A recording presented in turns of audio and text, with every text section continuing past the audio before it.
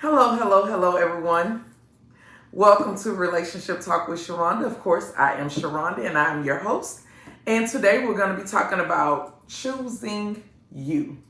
This is a touchy subject, one that we don't really talk about often, but one that a conversation that I feel like is very necessary. If you've been following my platform for a while, then you know that I started off with Facebook, and I started off in maybe 2012 doing questions and answers. Ran a home-based business for some years selling toys from the trunk of my truck, with a bed of my truck, selling toys from my house. Eventually did a store after COVID. I completely closed the store, went online full time, and basically I founded a wife school. I've done so much different stuff, right? But one of the conversations that we don't have, because we're always taught to press our way, pray, be humble, and all of this kind of stuff. But I think the conversation has to change. The conversation has to change with women of faith about choosing you. One of the conversations that's not had in the church enough when it pertains to relationships and marriage, a lot of times when you go to your spiritual leaders, the first thing they want to do is, and I've been through this before, they want to sit you down, they want to find out whatever the issue is, whatever your business is, right? And they want to give you some scriptures to go by and all of this kind of stuff, and pretty much tell you to pray about it and tell you to be hopeful about it, and understand that marriage is long suffering, and all of this other stuff that's basically being told to mostly women.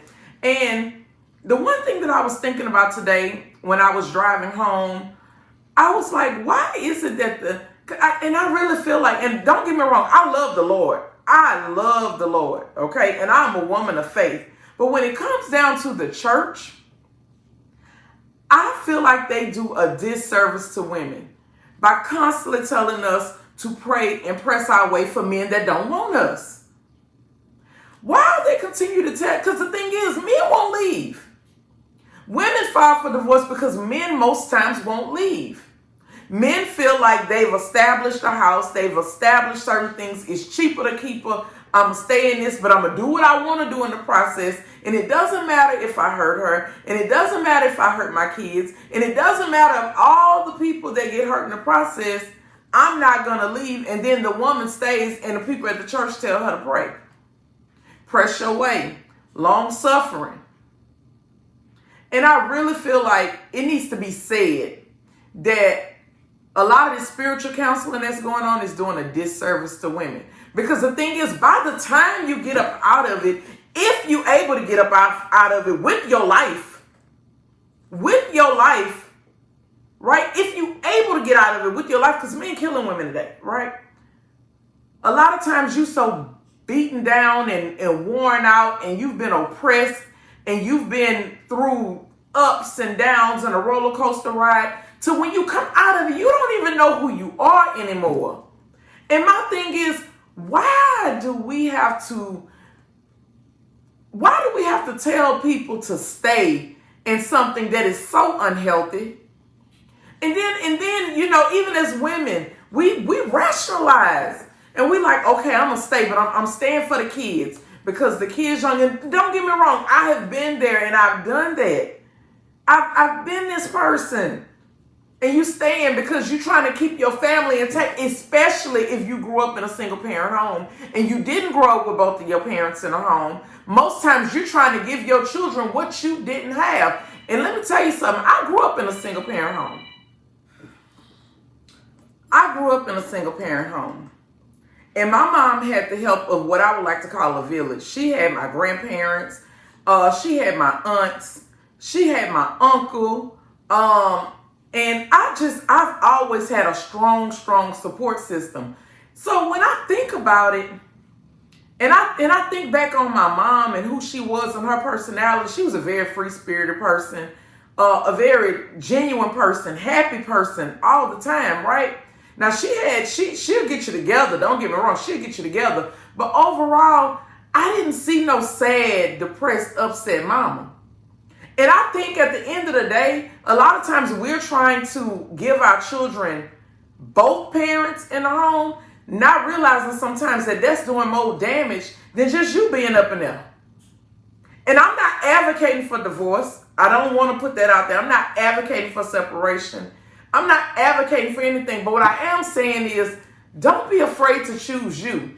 I'm getting way too many inboxes from different women, different age groups, and they basically in the household trying to hold something together, and the person that they with don't want it.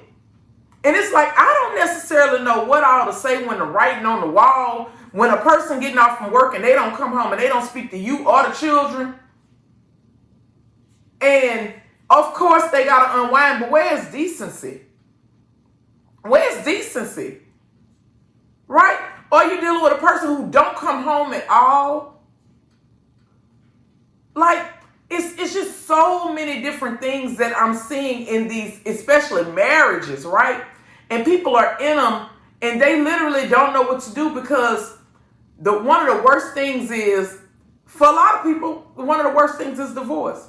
Because divorce means that you failed that marriage. I remember like literally battling with myself. It was like, okay, at this point, what do you do? Do you go forward with this divorce? What is it that you do? I knew what I needed to do, but I still battled with myself. Even though I was put in a messed up situation, right? I still battled with myself. What is it that you need to do? I knew that the divorce was needed, because at this point the relationship had become violent. But I'm still trying to rationalize, what is it that you need to do? Why? Because you built so much pertaining to sex, love, and relationships.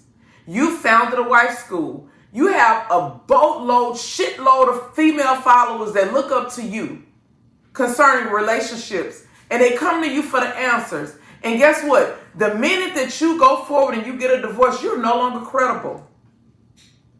People are going to feel like there's no use to listening to you because you failed at marriage, because it didn't work, even if it wasn't your fault. And the thing is, people like to say, oh, marriage, if it don't work out, it's half somebody's fault and half the other person's fault. And I call bullshit. I call bullshit on that all day long, because I know a lot of women just like me that have been good fucking wives to men who did not want it, to men who wanted to put other things before their family, whatever it may be, whether it be drugs, women, gambling, whatever it may be. It all came before the family. Men that were selfish, who got married very young and said that this is what they wanted, but as they got older, they got burnt out with it. They got tired of getting out there working to take care of themselves and a family. These men today ain't the men that our grandfathers were. They not. And they're selfish. And guess what? They'll get out there and they'll do it in the beginning. But when they don't want to do it no more, they don't do it no more. And they don't care who got to suffer in the process. So I just feel like today, and even when I talk to my daughters, the conversation that I have with them today, one, I don't ever tell them that marriage is the goal, having kids is the goal. I tell them the goal is you making you happy.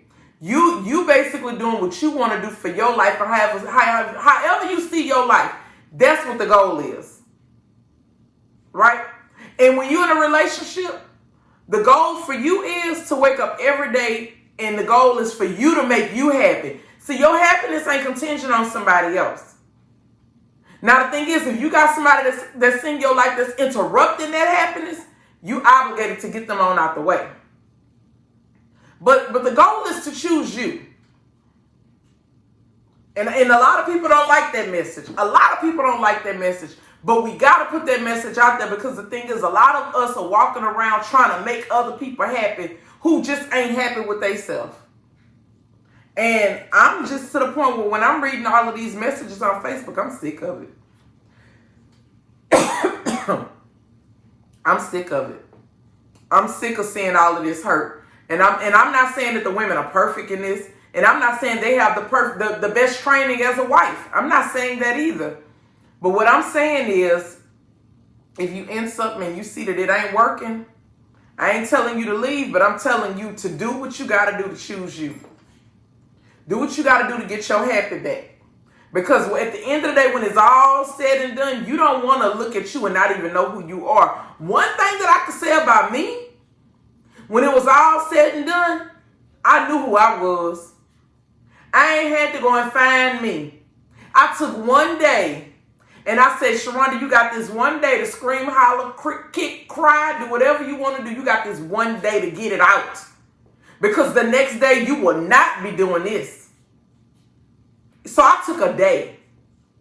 And after that, I picked my shit up and I took a step after the other step and I went forward and I lived my life.